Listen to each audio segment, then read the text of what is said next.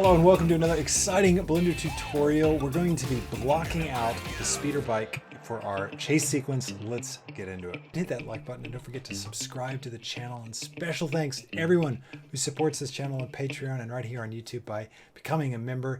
I couldn't make these tutorials without you, so thank you so much to everyone who does that. And if you're interested in joining them, go check it out. Now I've got this image up from the storyboards because it's one of the, I guess, best silhouettes that I've drawn of this thing that I like. I like the way this feels, the length of this, the length of the wings. So I'm going to use this as sort of a foundation for what I model as a reference image for me. So I'm just going to save this, take my boards file and save this as a start, and I'm going to be using this. But what we're going to talk about today are the big concepts of blocking out a model and thinking about what you need to have for previs to be able to really accurately animate something. Okay, so I've got my other, my height reference, basically. This is the mocked up version that we used in our sort of style frame, right? So I'm assuming this is kind of roughly the height that I want to go with based on the size of the world. So I'm going to use this just as sort of a reference to keep in mind, but I want to draw something. I want to draw a specific shape for this bottom sail. And the way I'm going to do that is actually just by using a single vertex and extruding that vertex so I can get the shape that I want. And then I'll figure out the topology later. Usually it's a good way to go about it, in my opinion. I'm going to go Shift S. If you don't have your cursor at the origin, just Shift S, cursor to world origin. It'll put it right there at the center. And then I'm going to go Shift A. And I do have this option here, single vert. You can do that if you've got the extra geometry options turned on in preferences. If not, you can just create a plane. We can rotate it on Y 90 degrees to see it. And then go into edit mode. And we can just select everything except for one vertex. And then we can get rid of that. And now we've got this one vertex. And I will center it up right here at the origin. So if you go to the item menu up here, you can just come here and this will tell you the exact world position of whatever you've got selected. So if I've got a single vertex selected, it'll show me where it's at. And I can zero that out now. You can check the global and local, really useful. I'm going to switch this to global so that we're working in the global orientation. So we're still in edit mode.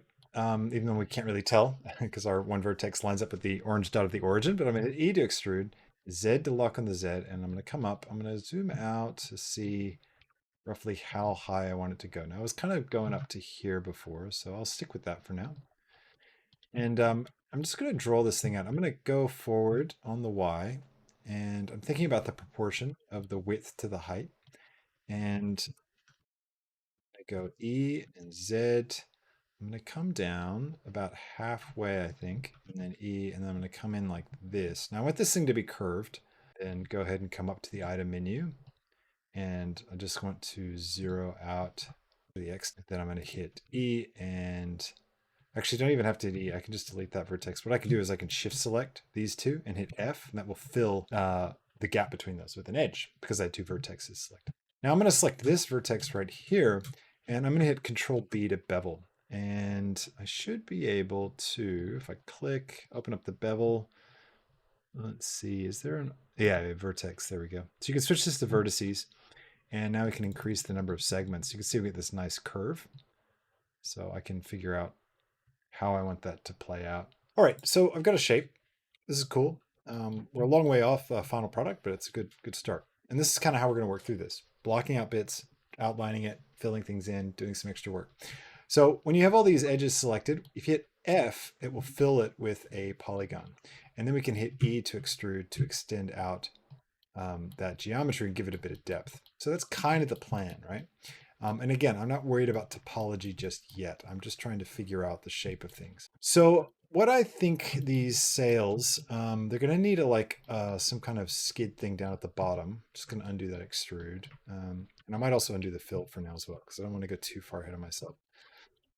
And I'm going to basically just start going through and drawing outlines for the different components to this thing.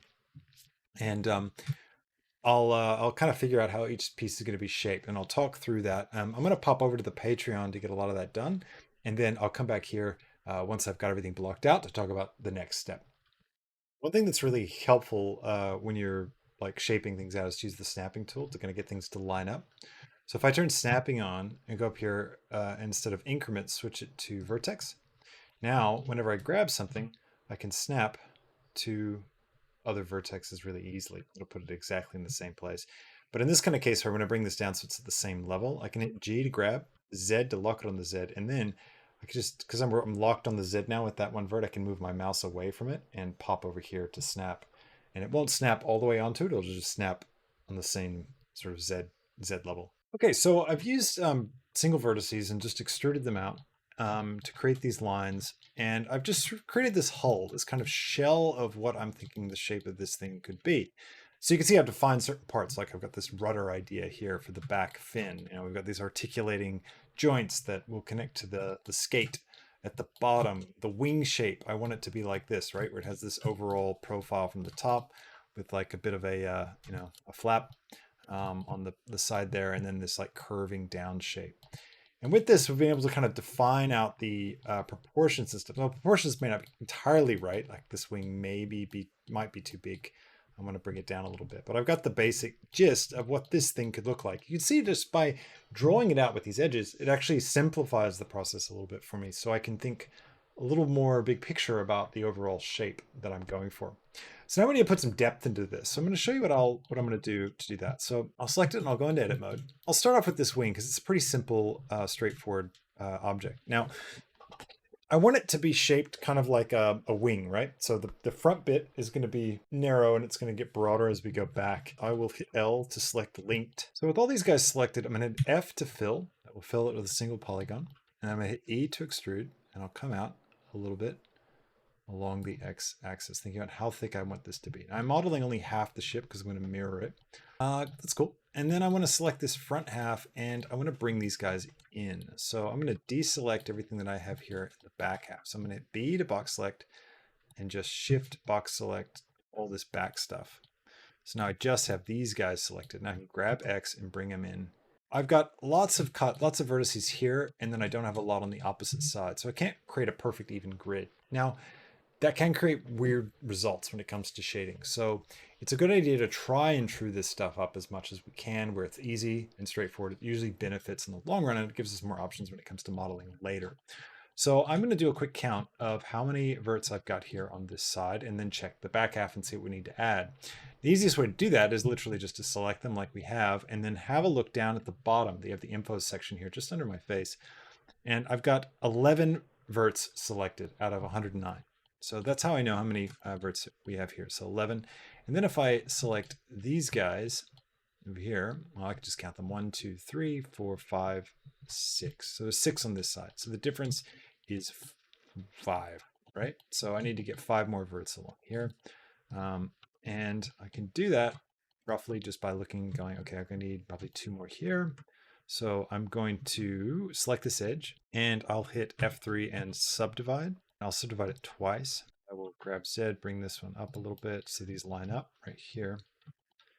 And then what we can do is we can come over here and start to marry this stuff up. I think I'll get rid of the faces so they don't interfere. So I'll delete only face, right? Select here, delete only face. Back to vertex mode. And now what I can do is come in and just fill these in with edges. Kind of stitch this stuff up a little bit. Do 1, 2. So Control R is another great way to do this. You can kind of Control R to put a loop cut in. So I'm just going to go through and create this, fill this mesh out. Do a loop cut right down here. It might be a good idea. So if I Control R, just drop that. Take these guys, F3 subdivide, right?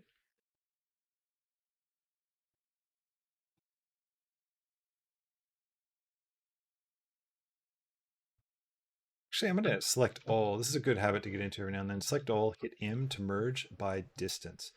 And we can see we've removed 6 vertices down here. So sometimes you get these hidden verts that are lined up right on top of each other. It can mess with how you are able to select stuff. All right, I'm just going to now select all the edges that I've got here on this face, like so. And once they are all selected, I can hit F to fill, and I'll get individual polygons here filled for each of those. Cool. Now, you might end up with, like me, where you get this like sort of faceted look to the shape, and it's because like the vertices aren't exactly in the same place in terms of being a single plane, and I want this sort of knife flat shape.